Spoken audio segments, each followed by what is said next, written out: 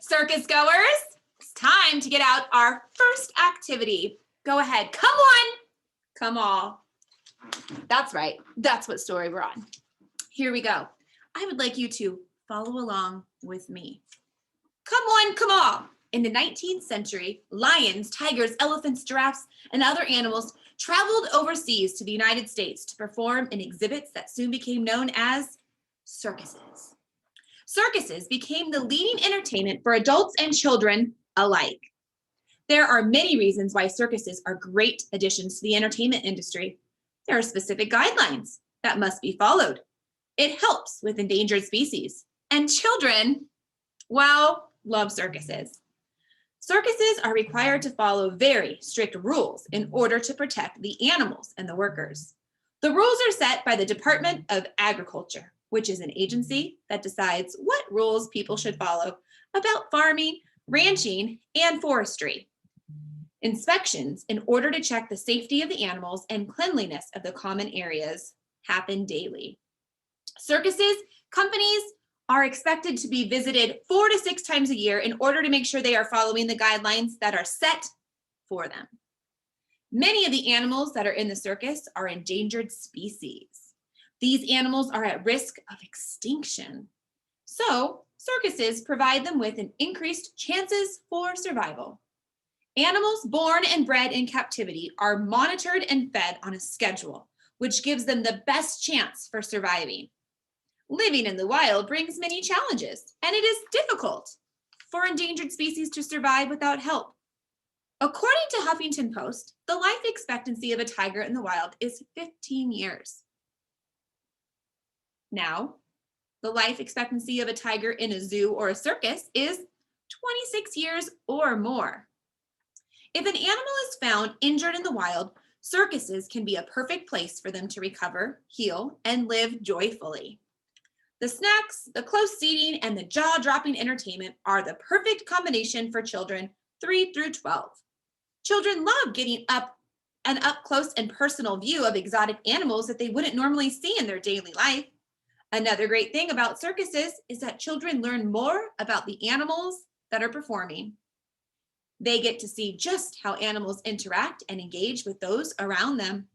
Animals at the circus are shown love, care, and they are given the chance for a longer life.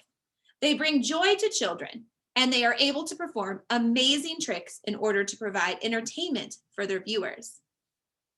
All these activities are monitored through strict rules, so animals in circuses are safe, and going to the circus is one of the best forms of entertainment. Now, we have one more story, but let me go get my friend to tell it to you.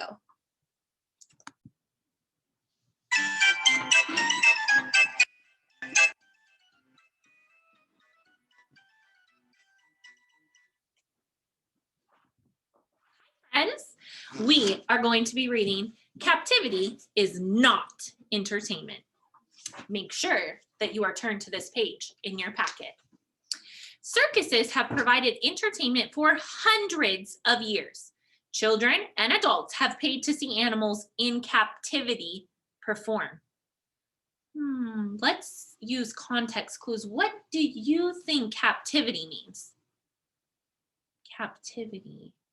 They're held captive. People are paying to see them. So it's like when they're in cages and they're held against their will.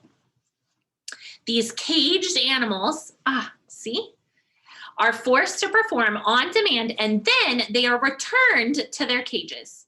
Circuses breed animals in captivity, train animals through fear, expose animals to health issues, and cause significant harm to animals.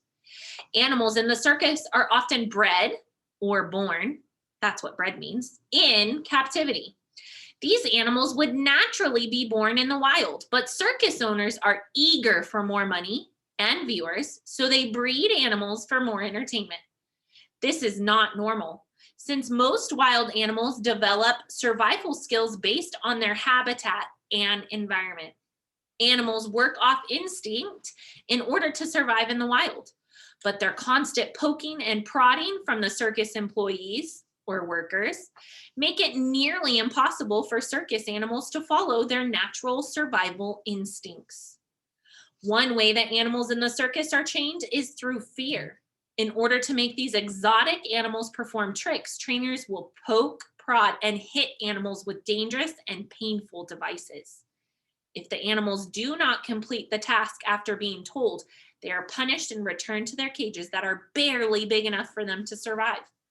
Circuses expose animals to diseases and other health issues that make their age of survival lower than if they were in the wild. Cages and facilities or buildings that are not cleaned properly can develop bacteria and disease that will make animals sick and require help from a veterinarian.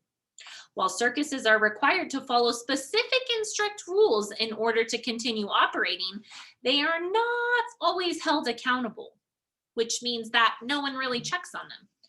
Due to their lack of supervision, circuses lack the ability to keep cages and environments clean in order to save animals. There are many examples of animals that have had enough and in turn end up harming trainers and observers. Most animals performing in the circus are meant to be in the wild, so their natural instincts are to protect themselves. When their signals are ignored, they may end up harming whoever they fear is in their way. Animals in the circus are exposed to disease. They are forced to ignore their natural instincts, and they are bred from captivity instead of in the wild. For all these reasons, circuses are not a good place for animals to live. That was quite a different text than what my friend read over there. Let me go grab her so we can talk about the difference between our two texts and tell you what your assignment is. Let's go.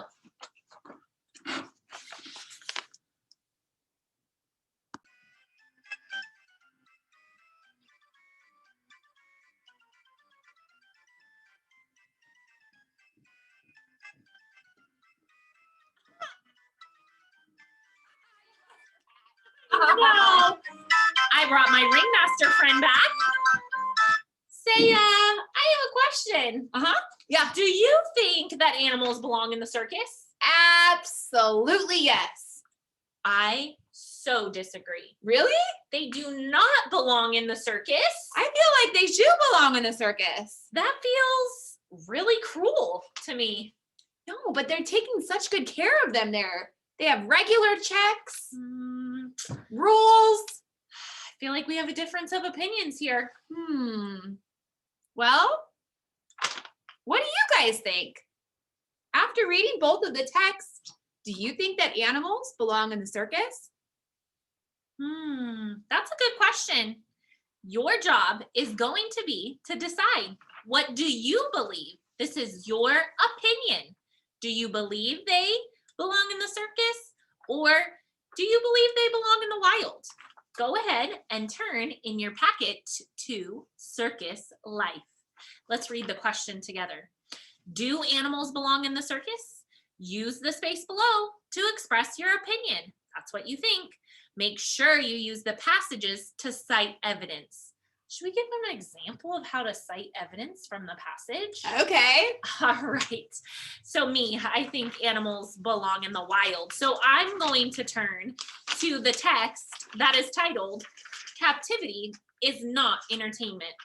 And I might say something like, while the circus owners or employees are required to keep the area clean, according to Captivity is Not Entertainment, it says that they aren't regularly checked up on, and so they don't really have to keep a clean and germ-free space.